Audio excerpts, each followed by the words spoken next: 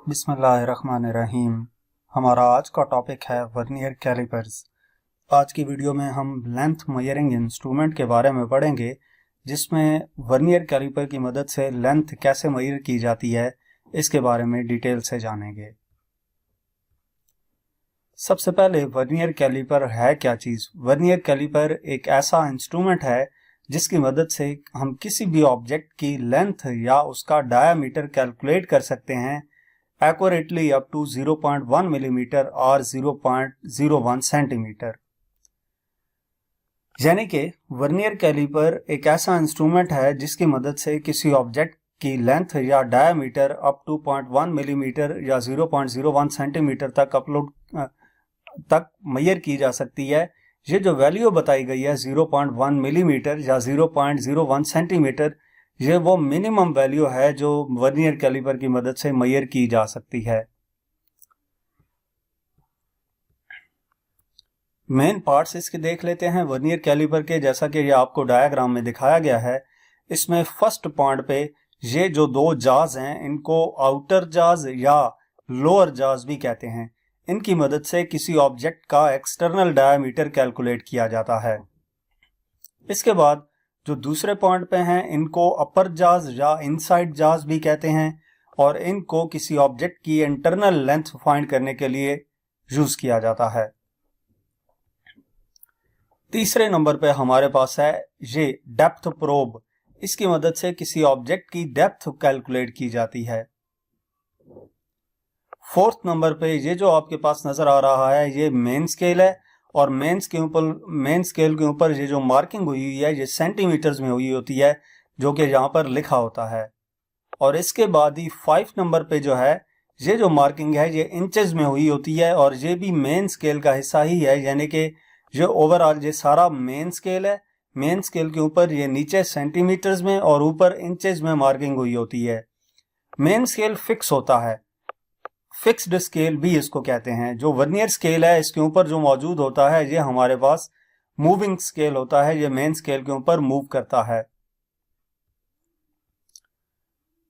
6 है vernier scale. Vernier scale ये आपके पास नजर आ रहा है 6 पॉइंट पे।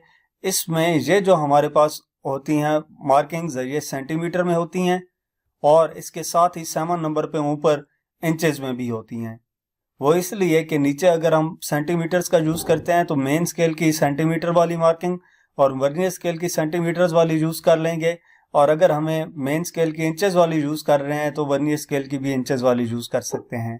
ये दो स्केल एट ए टाइम इसलिए दिए गए हैं कि जिस यूनिट में आप चाहें, सेंटीमीटर में या इंचेस में, जिसमें चाहें उसमें आप मेजरमेंट कर सकते हैं। 8 नंबर हमारे पास क्या है, ये होता है लॉकिंग स्क्रू, ठीक है, या इसको रिटेनर भी कहते हैं। ये यहाँ पर भी मौजूद होता है और किसी वर्नियर कैलिपर में यहाँ पर लगा होता है। आपको जो लैब में दिया जाएगा उसमें में भी चांसेस हैं कि यहाँ पर लगा हुआ हो। बाकी इसकी मदद से हम मेजरमेंट कैसे करते हैं और इसमें क्या जरूरी है वो सारी चीजें हम आगे देखते हैं। Least count. वर्नियर कैलिपर का लीस्ट काउंट क्या होता है? लीस्ट काउंट सबसे पहले है क्या चीज ये आपको बता दूं। लीस्ट काउंट वो मिनिमम वैल्यू होती है जो किसी भी इंस्ट्रूमेंट का इस्तेमाल करते हुए हम मेजर कर सकें। जैसे आपके पास जो स्केल है जिसकी मदद से आप नोटबुक के ऊपर लाइंस लगाते हैं, उसके दो लाइंस के दरमियान जो डिस्टेंस है, दो स्मॉल कंसेक्टिव लाइंस के दरमियान जो डिस्टेंस है वो 0.1 मिलीमीटर है, ठीक है, या 1 सेंटीमीटर है। तो वो हमारे पास मिनिमम लेंथ है जो कि उसकी मदद से मेजर की जा सकती है।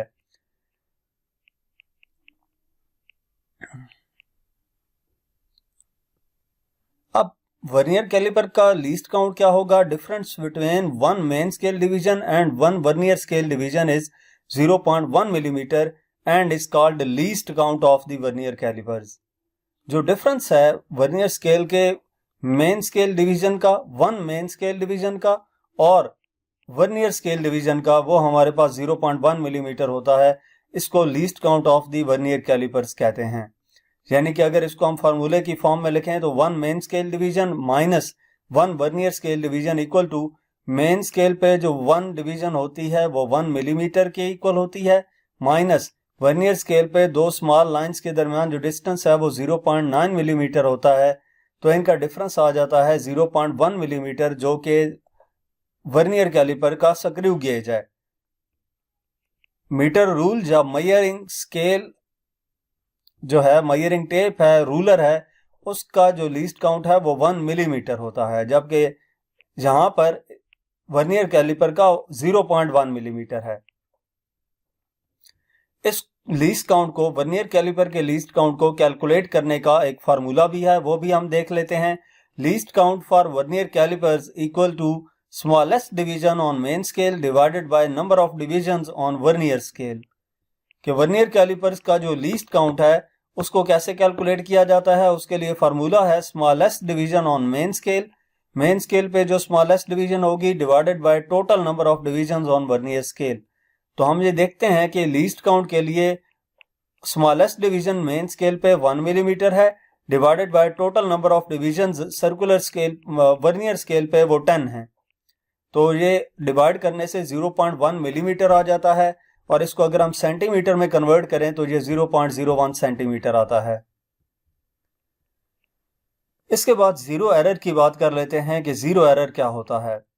वर्नियर कैलिपर की मेजरमेंट लेते वक्त, वर्नियर कैलिपर की मदद से मेजरमेंट लेते वक्त सबसे पहले उस इंस्ट्रूमेंट में वर्नियर कैलिपर उस इंस्ट्रूमेंट में जीरो एरर का मालूम होना जरूरी है। तो जीरो एरर कैसे कैलकुलेट किया जाता है?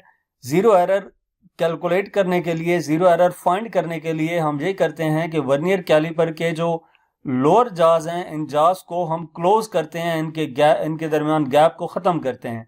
जब ये दोनों जाज क्लोज करेंगे तो वर्नियर स्केल का जीरो मेन स्केल के जीरो के बिल्कुल बराबर आना चाहिए। अगर ये बिल्कुल बराबर आ जाए तो वर्नियर कैलिपर एक्यूरेट होता है, उसमें जीरो एरर मौजूद नहीं होता। लेकिन दो किस्म के हमारे पास एरर्स होते हैं और वो डिपेंड करते हैं वर्नियर स्केल के जीरो और मेन स्केल के जीरो पे। पॉजिटिव जीरो एरर उस वक्त होगा जब वर्नियर स्केल का जीरो जो है मेन स्केल के जीरो से राइट साइड पे आ जाए। वर्नियर स्केल का जीरो मेन स्केल के जीरो से राइट साइड पे आ जाए तो वो पॉजिटिव जीरो एरर होगा, और उसको मेजर करने के बाद एंड पे जो आंसर आएगा हम जीरो करेक्शन करेंगे तो जो वैल्यू आएगी उसको आंसर में से माइनस करेंगे। इसी तरह दूसरा हमारे पास नेगेटिव जीरो एरर आएगा। नेगेटिव जीरो एरर क्या होता है? जब वर्नियर स्केल का जीरो जाज क्लोज करने पे वर्नियर स्केल का जीरो मेन स्केल के जीरो से लेफ्ट साइड पे आ जाए तो उस केस में नेगेटिव जीरो एरर होता है, और जीरो करेक्शन उसके लिए पॉजिटिव होती है, यानी कि फाइनल आंसर हम जो भी लेंगे उसमें ये वैल्यू जो नेगेटिव जीरो एरर आएगा उसके लिए पॉजिटिव जीरो करेक्शन करेंगे तो वो हमारे पास आंसर में ऐड होगी वैल्यू। यानी कि जब पॉजिटिव जीरो एरर होगा तो आंसर में से वैल्यू माइनस होगी, और जब नेगेटिव जीरो एरर होगा तो आंसर में वैल्यू प्लस होगी। नेक्स्ट, रीडिंग कैसे लेते हैं वर्नियर कैलिपर्स की मदद से।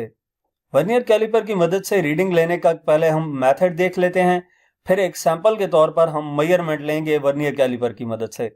तो सबसे पहले हमने क्या करना है, जीरो एरर फाइंड कर लेना है जाज को क्लोज करके। वर्नियर कैलिपर के जाज को क्लोज करना है और वर्नियर स्केल के जीरो की लाइन चेक करनी है कि वो मेन स्केल के जीरो के लाइन के बराबर आ चुकी है या नहीं। अगर वो आ जाती है तो इसका मतलब जीरो एरर नहीं है, और अगर वो नहीं आती वर्नियर स्केल की जीरो मेन स्केल की जीरो के बराबर तो उसमें जीरो एरर होगा। पहले हम जीरो एरर फाइंड करेंगे, उसके बाद मेजरमेंट लेंगे। तो पहला काम क्या करना है, जीरो एरर फाइंड करना है। दूसरा नंबर क्या करना है, जाज को ओपन करके वो ऑब्जेक्ट जिसकी लेंथ या डायमीटर कैलकुलेट करना है उसको इन दो जाज के दरमियान में रख के उसके बाद स्क्रू को टाइट कर देंगे, या ये जो रिटेनर है इसको हम फिक्स कर देंगे ताकि वर्नियर स्केल जो है वो अपनी जगह से ना हिले। तीसरे नंबर पर हम वर्नियर स्केल की जीरो वाली लाइन को देखेंगे कि वो मेन स्केल की किस लाइन को क्रॉस कर चुकी है या उसके बराबर आ चुकी है। वो हमने नोट कर लेनी है मेन स्केल डिवीजन। और चौथे नंबर पे वर्नियर स्केल की वो वाली लाइन देखनी है जो मेन स्केल की किसी लाइन के बिल्कुल बराबर आ चुकी हो, वो लाइन नोट कर देनी है, जैसा कि इस केस में आपको 7 नजर आ रही है। तो वो क्या होगी, वर्नियर स्केल हमारे पास डिवीजन आ जाएगी। 5th नंबर पे वर्नियर स्केल की जो लाइन मैच कर रही थी, जैसा कि यहाँ पे 7 थी, तो उसको हम लीस्ट काउंट से मल्टीप्लाई करेंगे। लीस्ट काउंट से मल्टीप्लाई करके उसको मेन स्केल रीडिंग में ऐड कर देंगे, तो हमारे पास आंसर आ जाएगा। और अगर इंस्ट्रूमेंट में 0 एरर था तो 0 करेक्शन अप्लाई करेंगे। 0 करेक्शन अप्लाई करने से हमारे पास उस ऑब्जेक्ट का लेंथ या डायामीटर जो हम कैलकुलेट कर रहे थे वो एक्यूरेट डायामीटर हमारे पास आ जाएगा। अब हम एक मेजरिंग इंस्ट्रूमेंट यानी कि वर्नियर कैलिपर की मदद से हम लेंथ मेजर करते हैं। तो सबसे पहला काम क्या करेंगे, हमने वर्नियर कैलिपर के जाज को ओपन करके उसमें ऑब्जेक्ट फिक्स कर देना है। उसके बाद दूसरे नंबर पे हमने ये देखना है कि वर्नियर स्केल के 0 वाली लाइन मेन स्केल की कौन सी लाइन को क्रॉस कर चुकी है। जो आपके पास वर्नियर कैलिपर है वो जूम करके दिखाया है, तो इसमें आप ये देख सकते हैं ये मेन स्केल है और ये वाला वर्नियर स्केल वाली लाइंस हैं। वर्नियर स्केल की 0 वाली लाइन मेन स्केल की 2 लाइन को क्रॉस कर चुकी है और आगे वाली लाइन उससे आगे है, तो इसका मतलब है मेन स्केल रीडिंग हमारे पास 2 सेंटीमीटर है। 3rd नंबर पे हमने वर्नियर स्केल डिवीजन देखनी है कि कौन सी लाइन मैच कर रही है। तो इनमें से अगर आप गौर करें तो 5th नंबर जो लाइन है वो बिल्कुल आपस में कोइंसाइड कर रही है। 0 नहीं कर रही, 1 नहीं कर रही, 2, 3, 4, 6, 7, 8, 9 ये नहीं कर रही। सिर्फ 5 नंबर लाइंस जो है वो बिल्कुल आमने सामने आ चुकी है। तो ये तीसरे नंबर पर हमारे पास वर्नियर स्केल डिवीजन आ गई 5। ठीक है।